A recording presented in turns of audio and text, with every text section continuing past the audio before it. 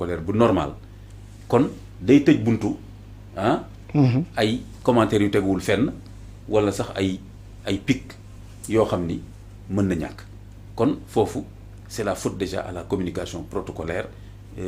même au niveau déjà même présidentiel même du conseil des ministres am na loo xam ne suñ ko communiqué woon par rapport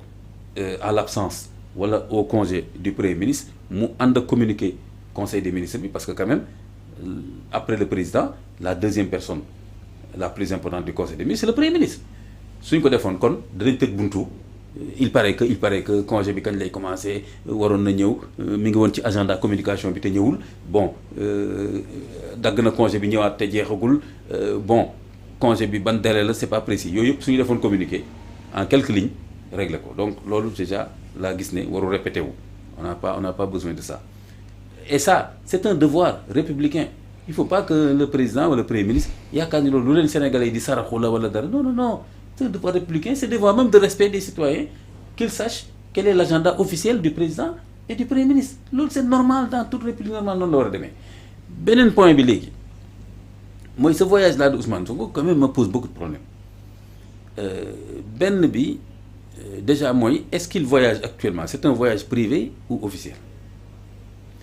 alors on me dit Madiambal moo génne information Ousmane Sonko jël na benn jet privé dem na Abu Dhabi après day jaar tam nga moo xam fan ak fan bon je dis waxu Madiambal la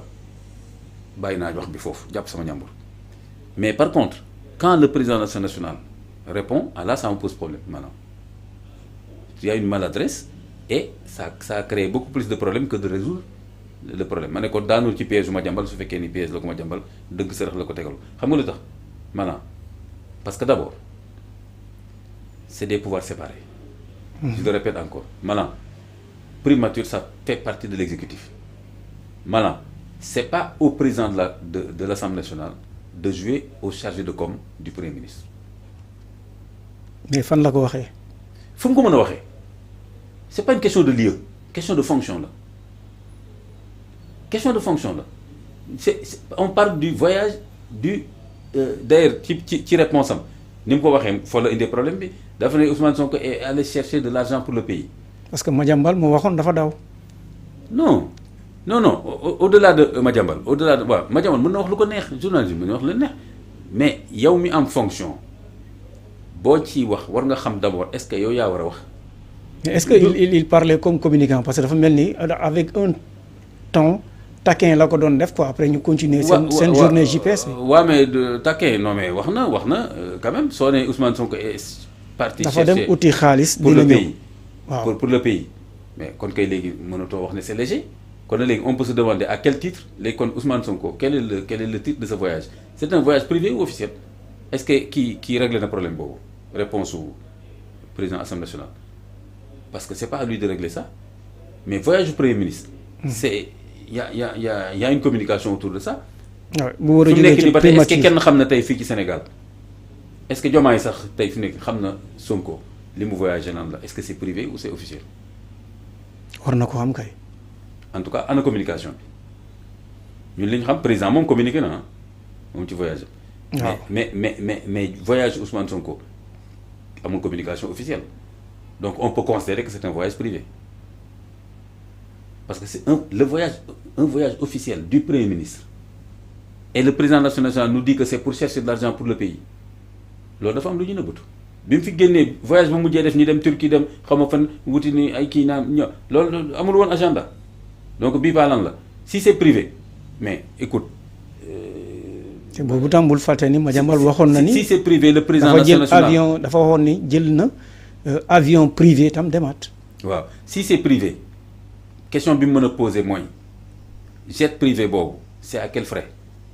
si Ousmane Sonko voyage en tant que premier ministre mu jël jet privé bi c'est aux frais de l'État évidemment maintenant est-ce que jar na ko wala jaru ko on peut poser la question mais par contre si c'est un voyage privé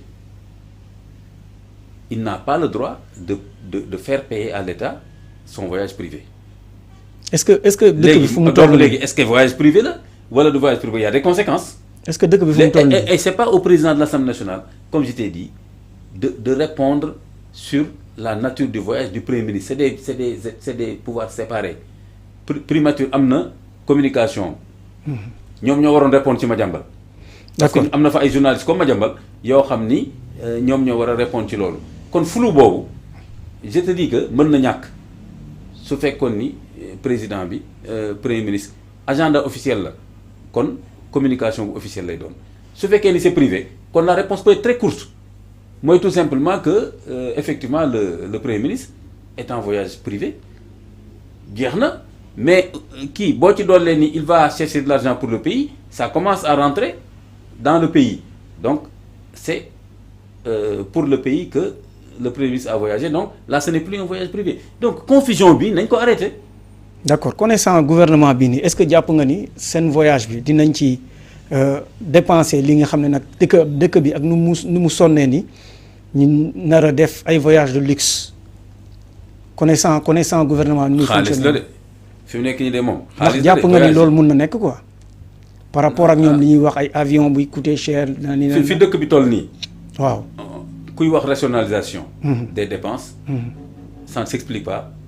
voyage yu jegante yi ba pare ñoom ñaar ñëpp comme ni nga ko waxee demandoo voilà parce que vraiment moi je me dis surtout voyage premier ministre bi bon su fekkee ni am dem wuti ji ay investissement et cetera loolu war na nekk agenda bu leer boo xam ni kon peut-être président bañ a dem moom mu dem ñëwaat mu nekk benn voyage bu leer ki et cetera mais agenda au président mi ngi nii agenda au premier ministre mi ngi nii ba tey mënuñu wax exactement te quand même ça coûte cher c'est des millions ci contexte bi ñu toll nii ça ne donne pas une bonne image de rationalisation des dépenses publiques. D'accord. Et loolu moo tax ma ne la d'ailleurs nag bu fekkee ni voyage Ousmane Sonko bi c'est un voyage privé par contre loolu c'est autre chose mais su fekkee la mu duggee jet privé bi c'est de l'argent public bu président bi moom jarul ñuy wax c'est clair kon effectivement ça fait beaucoup d'argent ci contexte bi ñu nekk nii bon maintenant ñoom nag c'est à eux justement de s'expliquer ci question boobu. d'accord gis nañu ginnaaw Sénégal ndax Mali seen ministre bi ñëwoon na fi pour waxtaan ak naataangoom bi nekk fi nii pour ñu mën a xool naka lañ leen di dimbali pour ñu mën a am fële ci seen dëkk lu jëm ci wàllum essence ndax terroristes yi sonal nañ leen trop waaye gis nañu tam am na réponse bi nga xam ne jógee na ci dëkk yi nga xam ne nag ñoom ñoo bokk ak ñoom ci benn xeex fu mu toll nii ndax envoyé nañ leen lu toll ni ay camions waa Niger jot nañu envoyé maliens yi ay camions yi nga xam ne ay hydrocarbures lañu 82 camions citernes ba pare mu am ay moto sécurité ak lépp ñu gunge leen ba ñu dugg ci Mali naka nga gisee initiative bu AES bi nga xam ne nag ñu ci bëri bi ñuy commencer former seen association bi ŋaññi nañ leen. bon dàqantewul ŋàññ bi ak réussir opération bi dàqantewul parce que il faut nga xam c'est pas le même problème ñi leen ŋàññi ñu ngi leen ŋàññi d'un point de vue